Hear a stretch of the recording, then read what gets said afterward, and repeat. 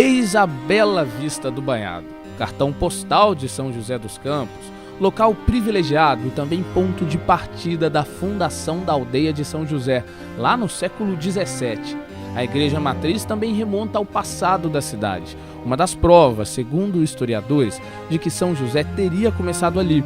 Esse mapa, datado do século XVII, já mostra a localização da matriz no entorno do Banhado. Tanto o Banhado como a igreja são retratos da origem da cidade, origem que guarda muitos casos curiosos e também alguns pontos de interrogação. A história de São José dos Campos, presente no livro de A.G. Júnior, relata que foi o padre Anchieta o fundador da cidade. A obra foi vencedora de um concurso realizado no ano de 1977, que tinha como objetivo relatar as origens do surgimento de São José. O concurso foi criado por um decreto municipal e a finalidade era oficializar a história da cidade. Sendo assim, para fins legais, Anchieta é o patrono de São José. Entretanto, a origem de São José vem sendo questionada por um grupo de historiadores e estudantes da Univap, Universidade do Vale do Paraíba. Eles pesquisaram uma série de materiais e documentos em busca de provas sobre a participação de Anchieta na fundação da cidade. Para encontrar possíveis respostas, os pesquisadores exploraram a fundo a vida do jesuíta.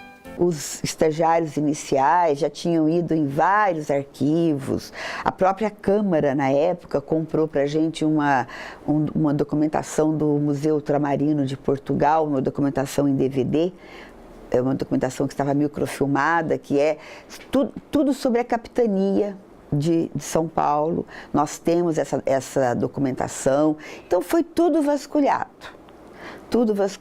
e a gente não conseguia ligar alguns pontos. Foi a partir do momento em que nós resolvemos falar o seguinte: então vamos tirar todas as dúvidas, fazendo um trabalho realmente de buscar tudo sobre o José de Anchieta, porque isso tem que estar em algum lugar. Você tem 12 aldeias fundadas por Anchieta, né? Procurei o nome de todas e nenhuma delas você encontra São José. Uma menção, assim, você tem, como eu posso dizer, com estudos mais recentes, aparece São José, mas uma análise mais aprofundada aparece São José do Peruíbe. Então você não pode dizer que é São José dos Campos. Foi um jesuíta, né? É um dos primeiros que veio para o Brasil, veio com o Manuel da Nóbrega. Ele fundou realmente, um dos fundadores do Colégio São Paulo. Então ele esteve assim nos primórdios do povoamento de São Paulo. Tá? Isso ainda no século XVI, tudo no século XVI. Ele veio assim, 1554, se não me engano é essa data que eles chegaram no Brasil. E ele faz parte desses primeiros jesuítas que pisaram aqui. Mas teria mesmo o padre Anchieta passado pela região de São José dos Campos, como apontado pela história oficial? O que dizem os registros históricos? Nós resolvemos fazer uma pesquisa que demonstrasse o padre Anchieta, de que maneira o padre Anchieta estaria relacionado com a nossa cidade, com a nossa região. E nessa pesquisa foi descoberto o seguinte: o primeiro momento que o Anchieta foi até anterior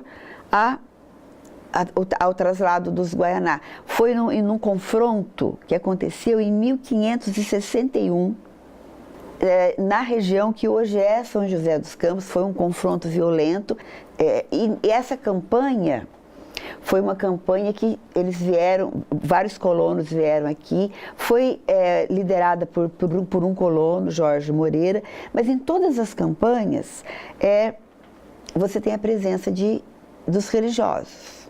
Até, por exemplo, campanhas que envolvia contato com o indígena nessa época, os religiosos estavam presentes, porque era do interesse deles, obviamente, até o contato, a evangelização, a aproximação com os indígenas. Era esse o objetivo deles, inclusive.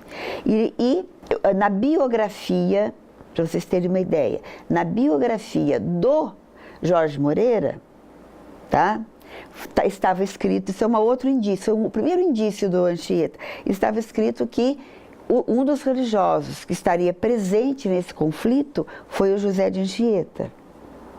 Tá? Só que, pesquisando mais, nós descobrimos na biografia de um outro jesuíta do século XX, Serafim Leite, que vai ser também muito importante.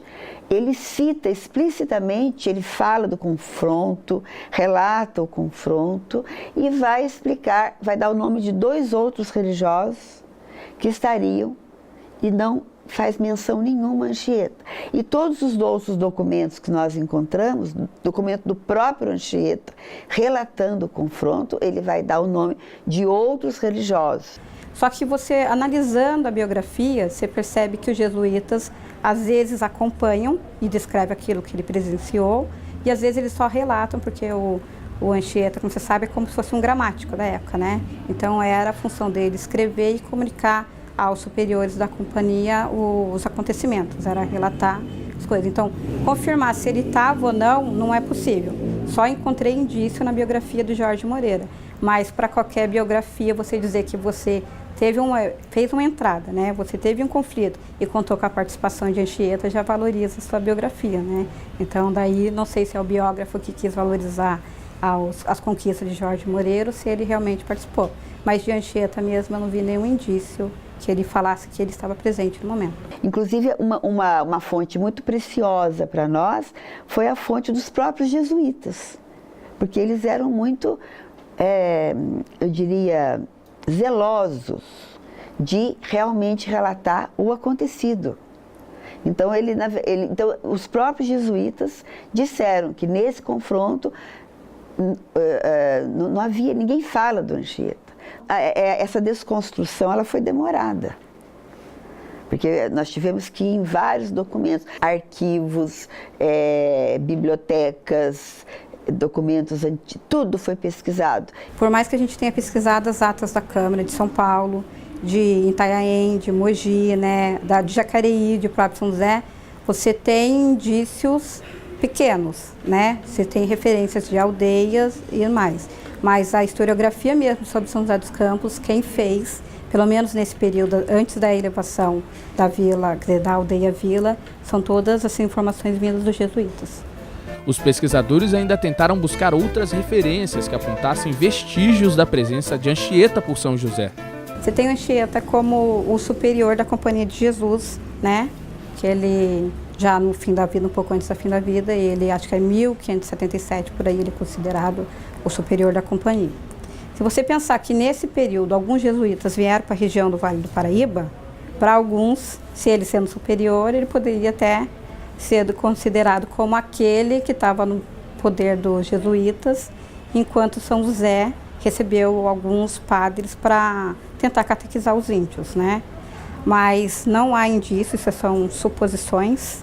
E você vai ver mesmo a presença dos jesuítas já no início do século XVII, você tem. E as pesquisas, elas não se basearam no nada, elas se basearam em relatórios, que você tem relatórios oficiais que trazem a figura de Anchieta mesmo. Mas como eu disse para você, para mim houve uma generalização. Você pegou a transferência dos índios, o momento de conflito em que eles foram levados para, por exemplo, a Barueri, e daí você coloca São José no meio, que é algo que não aconteceu. O João Monteiro, não sei se vocês leram, ele não traz também São José nesse momento. Então é algo que as pessoas põem porque saiu em documentos oficiais, então você tem os relatos oficiais. Mas a hipótese de que não foi Anchieta quem fundou São José se tornou ainda mais evidente a partir das pesquisas dos historiadores da universidade. Documentos apontam que o padre Anchieta teria morrido anos antes de São José se tornar uma aldeia. Outra evidência, que é também uma evidência gritante, é o fato de que a documentação jesuítica, tá? Ela vai ser enfática, dizendo que não aconteceu aldeamento nenhum no Vale do Paraíba no século XVI. Por quê? O que era um aldeamento, né? Exatamente essa junção da presença do jesuíta com a presença do indígena, para que houvesse evangelização e a tentativa que os jesuítas fizeram da não escravização do índio, e é nesse sentido que o aldeamento, que a gente chama de aldeamento, essa junção, né? E isso não vai acontecer no Vale do Paraíba. O século XVI, e não só os jesuítas dizem isso, como outros historiadores, que o século XVI, os aldeamentos, em São Paulo, eles vão acontecer nas imediações do Colégio São Paulo. Eles chegariam, por exemplo, até Guarulhos, até na região de Guarulhos. Tá? No Vale do Paraíba, os aldeamentos, eles começam no século XVII. E isso é uma outra questão, porque o José de Anchieta faleceu no final do século XVI. Ele faleceu em 1593, o que seria impossível ele estar presente na formação dos aldeamentos do Vale do Paraíba no século XVII. E ele não ficou um período longo. Ele tinha problemas de saúde, então se você pensar em todas as entradas que ele faria, para ele seria difícil. Tanto é que você tem o Ubatuba, que daí já é uma parte da história dele, né, que todo mundo conhece. E depois você tem o deslocamento dele para o Rio de Janeiro, você tem para a Bahia e depois Espírito Santo, quando ele vem a falecer. Mas você não tem ele nesse período, em toda a descrição da história, nenhuma passagem dele falando que ficou algum tempo no Vale do Paraíba, ou na região do Rio Paraíba, no sentido de São José dos Campos.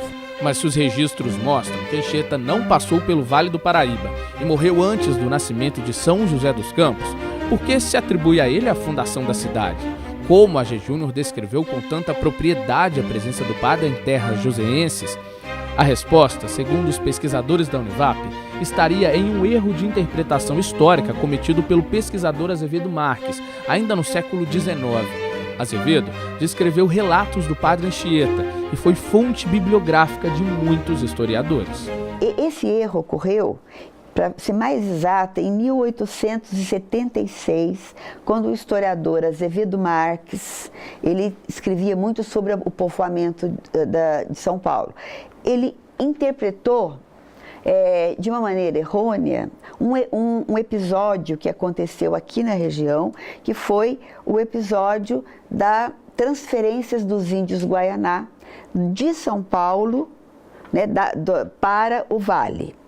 Foi uma transferência e, segundo consta, essa transferência teria acontecido nas imediações de São José, Taubaté, não se sabe direito a localização, mas seria uma transferência desses índios. Só que essa transferência, como o padre Anchieta, tá, foi quem relatou o episódio, porque os jesuítas, eles faziam muito isso. Eles relatavam, extremamente burocráticos, escreviam sobre tudo o que acontecia na colônia. Então eles relatavam todos, mesmo eles não estando presentes, eles relatavam. E foi o padre Anchieta quem relatou. Ele relatou esse traslado dos Guaianá que passaram pelo vale. E ele assina o documento de relato. O Azevedo Marques interpretou como sendo o padre Anchieta que estava presente nesse traslado dos índios Guaianá, tá? E fixando um aldeamento aqui. Então, ele faz essa interpretação. Lá em 1876, quando ele escreve sobre o início dos aldeamentos, da povoação da capitania, da província na época. Tá? E o que acontece? O relato dele é citado depois, em 1888, no relatório de presidente de província, que é um relatório oficial. Os presidentes de província, eles emitiam relatórios, né? E em 88 e eles nesses relatórios, eles contavam a história também de todas as cidades, as aldeias, as vilas de São Paulo. E nesse relatório do presidente de província de São Paulo, de 1888, eles utilizam a referência do Azevedo Marques, que teria sido o padre Anchieta. O que ocorre depois? Tá? Eugênio Egas, que foi um outro historiador que vai também recontar essa história, em 1925, ele vai utilizar como fonte o quê? O relatório de 1888. Tá? E depois a gente tem mais recente até, Pasquale Petroni, em 1995, ele vai novamente falar sobre os aldeamentos e vai usar qual fonte? o relatório de 88. Só que esse relatório se fundamenta no Azevedo Marques, que foi quem cometeu o erro. Então foi o erro histórico que foi sendo repetido várias vezes, porque a fonte foi a mesma. A fonte inicial foi o Azevedo Marques, quem cometeu o equívoco. Azevedo Marques, o que ele pega? Ele pega esse período em que as aldeias, né, os índios são levados para 2 aldeamentos, devido aos conflitos, mesmo que a fuga, que eles falam dos Guaianazes, né? Só que você não tem, em nenhum momento, a citação de São José. Mas como São José é considerado aldeia, eu acho que ele generalizou. Então é a aldeia, se São José era uma aldeia jesuíta. E se os jesuítas levaram todos para as 2 aldeias de Barueri e Irá, por exemplo, você provavelmente levou a de São José também. Não pode dizer que esse foi um erro dele, porque provavelmente ele leu em algum lugar, alguém pode ter aproveitado, generalizou, como eu disse para você, e incluiu São José no meio. Declarada a história oficial de São José, o erro de Azevedo Marques, descrito na obra de A.G. Júnior, ganhou visibilidade principalmente após os anos 70. E a crença de que foi o padre Anchieta, fundador de São José, se tornou tão forte que foi parar até no hino da cidade.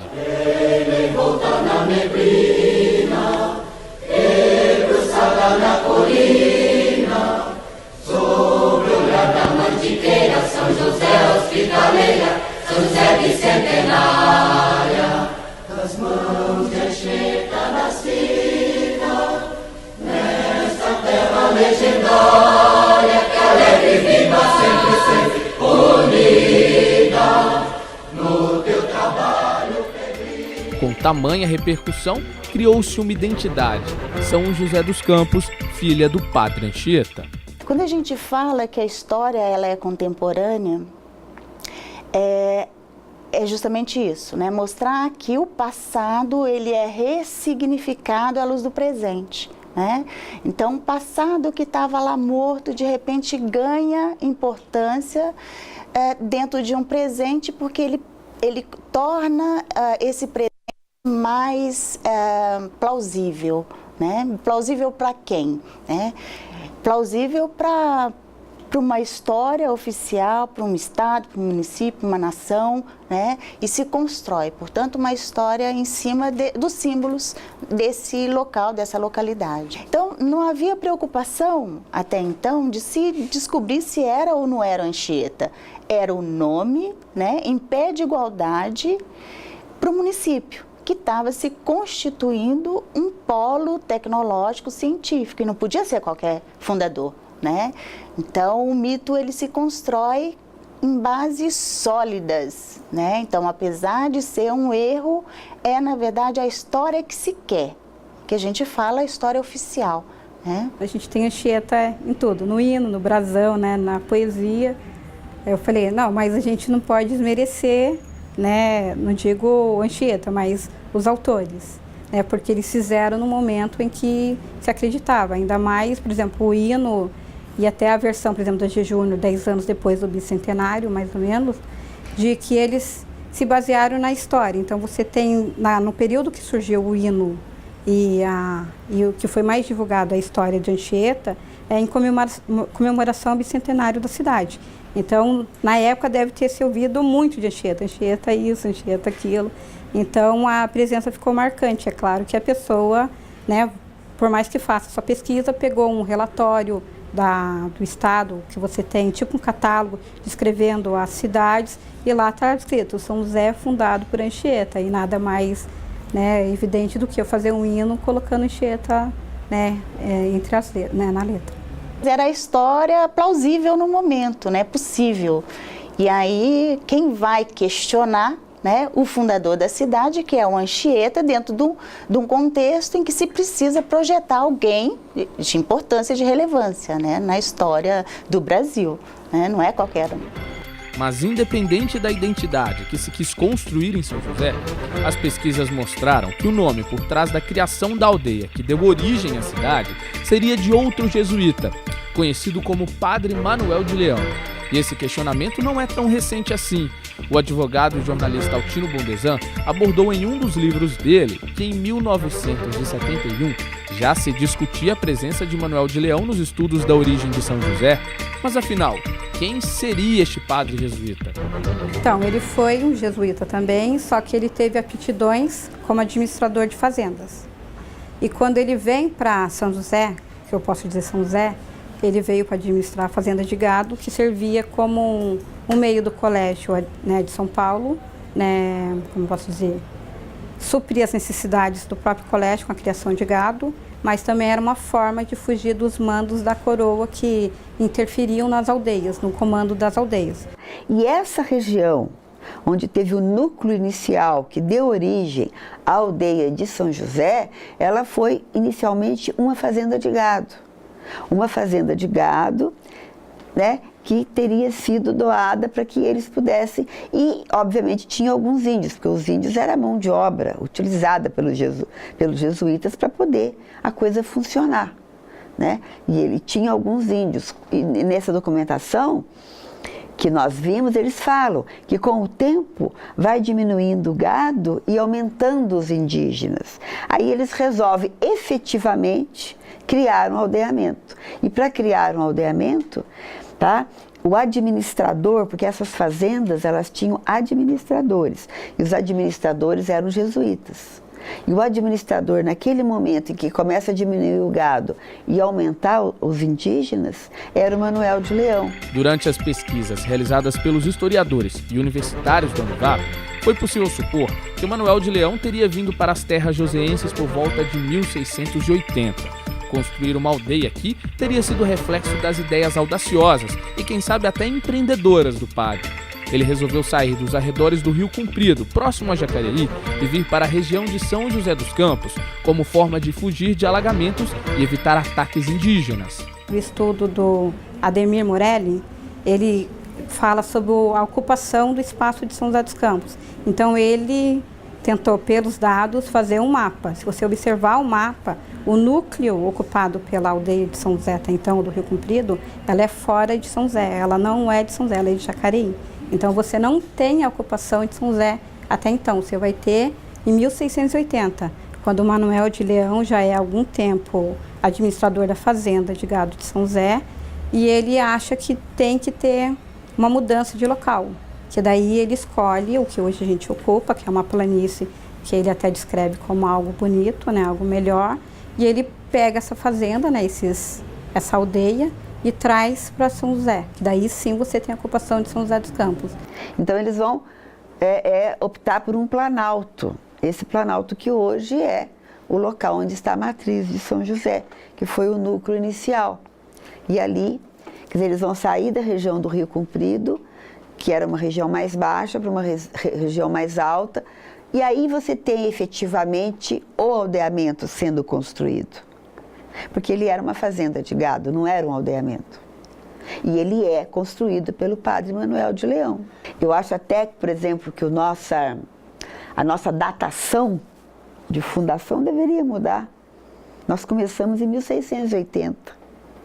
Comemoramos, obviamente, como o aniversário de São José, a ereção à vila, né, que foi no século XVIII, mas nós tivemos início mesmo no século XVII. A ideia de procurar uma área plana, alta, longe de alagamentos e de ataques indígenas deu certo, e a partir daí São José dos Campos começou a escrever a sua história. Talvez Manuel de Leão também tenha se apaixonado por esta bela vista do banhado, mas isso aí é material para outra pesquisa. O desejo agora é fazer justiça à figura do jesuíta e recontar a nossa origem, registrada de maneira equivocada nos arquivos oficiais do município, segundo as pesquisas atuais. Então, eu acho no sentido de valorizar a figura de Manuel de Leão, porque você valoriza muito Anchieta, que ninguém pode certificar que passou aqui, mas esquece de Manuel de Leão. Então, eu acho que esse trabalho ele procura resgatar a figura de Manuel de Leão como um visionário. Ele viu uma oportunidade de mudar, de fazer um povoamento, de deixar de ser uma fazenda de gado para se tornar, no futuro, né, que hoje é uma cidade, né. Isso para o historiador é de uma relevância tremenda, porque nós trabalhamos com verossímil, né, com as interpretações baseadas em fontes históricas. Então, para nós é muito importante, eu acredito que para a cidade também. Tem uma frase nessa documentação em que o próprio padre, o jesuíta diz o seguinte, que o padre Manuel de Leão, ele deveria ser considerado patrono do local. Tá? Nós devemos isso até ao próprio padre Manuel de Leão, que deveria ser considerado o patrono. A história mostra que é difícil a gente lutar, né, com uma história oficial.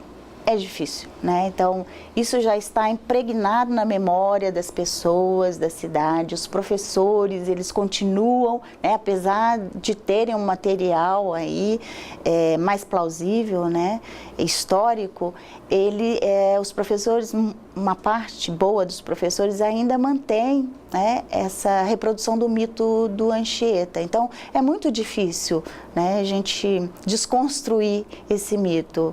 Eu espero que seja desconstruído no futuro, porque novas questões, né, do presente vão estar aí realçando, né, novas histórias. O cidadão, ele tem o direito a conhecer as suas origens. Isso aí confere é muito importante para a construção das suas raízes, da sua identidade. Para os acadêmicos e professores, a história de Manuel de Leão como fundador de São José também deveria ser repercutida em sala de aula. Pois bem, eu penso que, de um modo geral, falta para a nossa formação essa preocupação, em primeiro lugar, com a história local. É muito comum que hoje, nos cursos de ensino fundamental e ensino médio, haja uma preocupação maior com os conteúdos para os quais esses alunos devem se preparar para o vestibular ou para o Enem. Então, a história local, ela fica comprometida. E é fundamental sempre se fazer uma revisão da história. Até para que nós não caiamos nas tais verdades absolutas, porque as verdades elas não são absolutas, elas são relativas. E como nós vivemos um processo dialético, repleto de grandes contradições, principalmente no mundo contemporâneo, então faz necessário que a história sofra um processo de revisão. Eu entendo que é fundamental, no caso mais especificamente de São José dos Campos, que a sua história seja repensada, seja revista. E depois de quase 250 anos, um tanto apagado da nossa origem, fica um pedido de desculpas ao padre Manuel de Leão, esquecido pela história oficial. Esquecido na história, mas sob um olhar provocativo, talvez não na essência. São José é hoje considerado uma cidade visionária, empreendedora, qualidades do próprio Manuel de Leão. E quem sabe foi ele quem deixou essa marca na nossa cidade. É como diz aquele ditado, tal pai, tal filho. O Manuel de Leão, pela biografia, pelos estudos que eu fiz, ele era um empreendedor mesmo. Tanto é que ele achou que era sapateiro, alguma coisa assim, e a própria Companhia de Jesus viu que ele tinha esse espírito, né, esse empreendedorismo de São José dos Joséense. O padre Manuel de Leão, ele tem mais a cara da cidade, porque ele foi um empreendedor, ele foi um administrador, ele teve uma ideia diferente. Vamos sair de um lugar perigoso para um lugar melhor. Então, esse empreendedorismo do padre Manuel de Leão combina mais com São José dos Campos, que é uma cidade assim, empreendedora. A história, ela se constitui de versões. Agora, eu penso que é fundamental, né, uma revisão no processo histórico, até para que a gente tenha melhor compreensão das suas origens, correto? Mas a gente não deve ter uma preocupação também de mitificar, penso eu, né, o Manuel de Leão, para que a gente não transforme o Manuel de Leão, não é verdade, no jesuíta Anchieta, correto? Que foi mitificado oficialmente, inclusive, por meio de decreto.